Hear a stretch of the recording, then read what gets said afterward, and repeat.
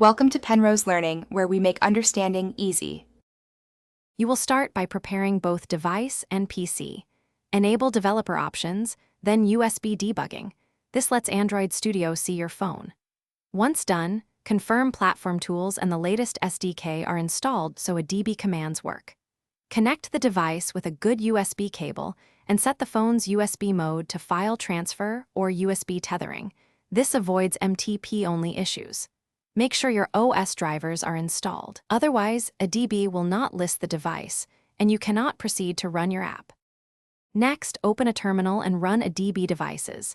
This shows connected gadgets and their authorization state. If you see an unauthorized entry, look on the phone for the RSA fingerprint dialog and accept it. This authorizes your computer to debug.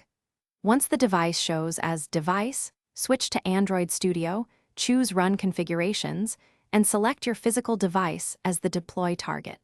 Also make sure Instant Run is off if you need a clean install, because it can mask APK install problems.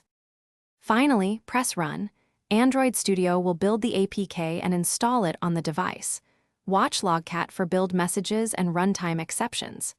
If the device disappears or is not detected, restart a DB with a DB kill server and a DB start server, then reconnect the cable. If problems persist, try a different USB cable or port, reinstall platform drivers, and retoggle USB debugging. One key troubleshooting tip: reboot the phone and the PC. Many connection